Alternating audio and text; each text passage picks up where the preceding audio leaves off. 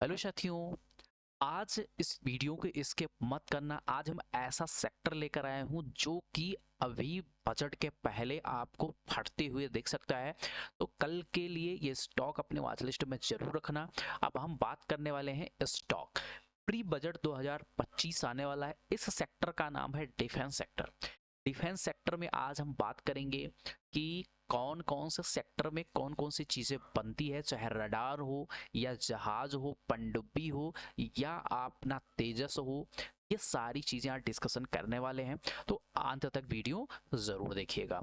आज हम बात करने वाला है जो मेरे लिए डिफेंस का ओवरव्यू क्या बजट है। तो मेरा एक्सपेक्टेड डिफेंस जो कई सारे लोग बता रहे हैं वो अब बजट रहने वाला 25-26 के लिए 6.5 लाख करोड़ प्लस का। इसमें इंडिजिनस कंटेंट पर टारगेट दिया गया है 70% प्लस का, कि हम अपने इंडिजिनस मतलब अपना खुद बनाएंगे। फोकस जो रहेगा make in India, export push, PSU order पर रहेगा। ठीक है, तो आप बात करने वाले हैं HAL, Hindustan aeronautics limited. Merit grade में नंबर 1 पर एचएएल आता है, जिसका भी प्राइस चल रहा है लगभग 44 रुपए के आसपास। मार्केट कैपिटल इसका अगर बात करूं तो 2.95 लाख करोड़ के आसपास का है। पी जो चल रहा है वो 35 के आसपास चल रहा है, जो कि एक रीजनेबल पी है, जो कि इतना महंगा नहीं है। ऑर्डर बुक लगभग बात करूं तो 1.84 लाख करोड़ का ऑर्डर बुक पड़ा हुआ है। तो मतलब इसके पास काम की कोई कमी नहीं है। ऑलमोस्ट डेप्ट फ्री, इसके पास कोई कर्जा नहीं है। पिछले 5 सालों का कंपाउंडिंग एनुअल ग्रोथ रेट देखें तो लगभग 25% के आसपास के चल रहा है। इसके पास अभी 37 एलसीए तेजस मार्क 1 का ऑर्डर है, प्लस 156 एलसीएच प्रचंड जो हेलीकॉप्टर है उसका इसके पास ऑर्डर पड़ा हुआ है। अब बात कर लेते हैं इसमें पहला स्टॉक एचएएल का। तो अभी एचएएल में क्या दिख रहा है वो मैं बताने की कोशिश कर रहा हूँ। एचएएल में अगर यहाँ पर देखने की कोशिश करूँ, जितने भी सेक्टर हैं वो एक डब्लू पैटर्न का फॉर्मेशन ऑलरेडी, चाहे डिफेंस सेक्टर हो चाहे वो दोनों बना चुके हैं। एक सेलिंग देखने को मिली है। हो सकता है ये आपको 4360 4350 तक आए और यहाँ से एक पुल बैक दे तो आपको 4600, यहाँ से एक मोमेंटम करेगा तो ये आपको यहाँ जो रेसिस्टेंस है, मल्टीपल टाइम रेसिस्टेंस, यहाँ इसको क्रॉस करेगा तो एक डिसेंट मूव आपको अप साइड में देखने को मिल सकता है। इतना फंडामेंटल मजबूत स्टॉक शायद आपको देखने को मिले, तो ये चीजें आपको याद रखने की जरूरत है। स्टॉक अच्छा है, फंडामेंटली है। यहाँ पर डबल टॉप ऑलरेडी यहाँ पर बना चुका, जहां से मार्केट मूव किया था लगभग ऑलमोस्ट यहाँ ट्रिपल बॉटम भी बनाता हुआ नजर आ चुका है। तो इस पे जरूर फोकस करके रखिएगा। सेकंड स्टॉक की अगर मैं बात करता हूँ तो सेकंड स्टॉक कौन सा है, तो सेकंड स्टॉक की अगर मैं बात करूँ तो है वीईएल, भारत इलेक्ट्रॉनिक्स लिमिटेड के पास, जो लगभग 398 के आसपास 400 के आसपास मूव कर रहा है। इसका भी मार्केट कैप 2.916 लाख करोड़ के आसपास है। पी थोड़ा सा महंगा है बट सेक्टर बहुत अच्छा है। ऑर्डर बुक लगभग 71,000 करोड़ के आसपास है। ऑपरेटिंग मार्जिन 30% के आसपास है। डिफेंस सेक्टर में अगर इलेक्ट्रॉनिक्स का महाराजा माना जाए तो वो बीईएल को माना जाता है। क्या करता है, रडार का कोई भी इलेक्ट्रॉनिक्स हो, मिसाइल सिस्टम का कोई भी हो, या वारफेयर में जितने भी इलेक्ट्रॉनिक्स से रिलेटेड काम होते हैं वो ओनली वीईएल करता है। तो इसलिए बीईएल भाई जबरदस्त स्टॉक मुझे देखने को लग रहा है। पीएल को ऑलरेडी मैं दे दिया हूँ ग्रुप में, 394 के आसपास दिया था, अभी 412 के आसपास गया है। हो सकता है यहाँ एक डब्लू पैटर्न का फॉर्मेशन करने के बाद में मार्केट गया है कि यहाँ पर रीटेस्ट करे। रीटेस्ट करने के बाद में हो सकता है ये ब्लास्ट करते हुए दिखे, तो आने वाले दिनों में लग, जैसे मैंने एसबीआई को बताया था वैसे ही ये पीएल की क्षमता है उतना ही ब्लास्ट होने का। तो इसको भी अपने रडार में जरूर रखिएगा। अब अगली स्टॉक की मैं अगर बात करता हूँ तो अगला स्टॉक मेरे लिए निकल के मैजिकॉन डॉक शिप बिल्डर्स, 2670 रुपये के आसपास है। 1.12 लाख करोड़ का इसका जो है मार्केट कैप है, 46 का पीई है, जो कि अगर बात करते हैं तो वीईएल से कम है। ऑर्डर बुक 27,000 करोड़ के आसपास है। काम क्या करता है, सबमरीन बनाता है, वारशिप मेकर्स बनाता है। प्रोजेक्ट अभी जो चल रहा है 756 नई पनडुब्बी का, इसको कॉन्ट्रैक्ट ऑलरेडी लगभग मिलने वाला है, लास्ट स्टेज पर चल रहा है। तो मैगजॉन डेकॉर्ड शिप बिल्डर्स ये नेवी का जो है बादशाहत रखता है। तो इसके अगर मैगजॉन से बर्ड की बात कर लेता हूं तो इसमें क्या करने वाला है स्टॉक, उसके बारे में हम डिस्कशन ऑलरेडी कर ही लेते हैं तो अच्छा रहेगा। तो थोड़ा सा ओपन हो गया।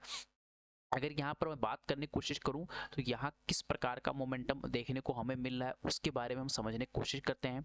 तो यहाँ पर अगर ध्यान से देखने की कोशिश करोगे तो एक ट्रेंड लाइन का फॉर्मेशन हो रहा है, जो कि ऑलरेडी अगर आपको देखने को मिल रहा होगा तो इसके आसपास आपको देखने को मिल रहा है। अब यहाँ पर अगर डेली टाइम फ्रेम में अब हम लेकर आते हैं और समझने की कोशिश करते हैं कि कहाँ पर एक मोमेंटम हमको देखने को मिल सकता है। तो यहाँ पर देखोगे तो अभी मार्केट ने जस्ट रिसेंट में ही क्या किया है, यहाँ पर एक ब्रेकआउट किया है। ब्रेकआउट करने के बाद में एक अच्छा मोमेंटम अप साइड में यहाँ पर ऑलरेडी कर चुका है। अगर मैं यहाँ से एक ट्रेंड लाइन का फॉर्मेशन करता हूँ तो यहाँ के आसपास एक ट्रेंड लाइन का फॉर्मेशन करते हुए आ रहा है, जो कि बार बार यहाँ पर एक रिजेक्शन ले चुका है। अगर इस पे यहाँ पर सस्टेन करने के बाद में इसको पुल बैक करता है या बात कर लेता हूँ 2600 के ऊपर सस्टेन कर जाता है तो भैया ये ब्लास्ट करते हुए आपको दिखने वाला है, ये रुकने वाला फिर नहीं है। तो इसको भी प्री बजट के पहले जरूर ध्यान करके लेकर चलना चाहिए। ठीक है, अगला स्टॉक की मैं बात कर लूँ, कोचिन शिपयार्ड की बात कर लूँ तो इसका पी थोड़ा सा महंगा है। कोचिन शिपयार्ड का पी थोड़ा सा क्या है, महंगा। ऑर्डर बुक लगभग 22,000 करोड़ के आसपास है। मार्केट कैप जितना मार्केट कैप लगभग है उसका 50% इसका क्या है, ऑर्डर बुक है। आईएनएस विक्रांत का मैन्युफैक्चरर है, एक ही है जो अपना अभी तक मैन्युफैक्चर कर पाया है, वो है कोचिन शिपयार्ड। भारतीय नौसेना के लिए 6 नेक्स्ट जनरेशन मिसाइल वेसल्स बना का 98 करोड़ का ऑर्डर मिला है। डेनिस फर्मस स्विट्जर के लिए 4 इलेक्ट्रिक जहाज बनाने का भी ऑर्डर इसको कोचिन शिपयार्ड को मिला है। तो ये भी एक फंडामेंटल बहुत अच्छा स्टॉक है कोचिन शिपयार्ड। अगर बात कर लेता हूँ तो कहाँ गए कोचिन शिपयार्ड, आजा भाई। कोचिन शिपयार्ड मैंने यहाँ नहीं किया है क्या, चलो कोचिन शिपयार्ड को मैंने नहीं किया तो कोचिन शिपयार्ड को एक बार ले लेते हैं, कोई दिक्कत वाली चीजें नहीं है।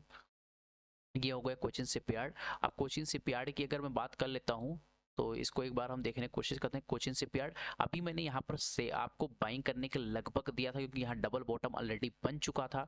यहाँ से लगभग 67% के आसपास का एक्सपेक्टेशन लगा के चला था कि हाँ भैया यहाँ से एक डिसेंट मूव आपको देखने को मिल सकता है, बट कोई दिक्कत नहीं है, अभी मार्केट ने दे दिया है तो एक पॉजिटिव ही न्यूज़ है।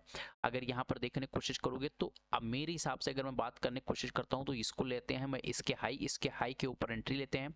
मेरे लिए फर्स्ट जो टारगेट निकल के आएगा लगभग इस सपोर्ट के आसपास निकल के आने वाला है, तो इस पे फोकस बना के जरूर रखिएगा। थोड़ा सा यहाँ ट्रैप लोगों को किया है क्योंकि मल्टीपल टाइम यहाँ से क्या किया था, अप कर रहा था, जब आया यहाँ से अप किया, ये यहाँ ट्रैप किया, फिर मार्केट निकल गया। तो कोचिन शिपयार्ड की ये कहानी आप सबके सामने प्रस्तुत है।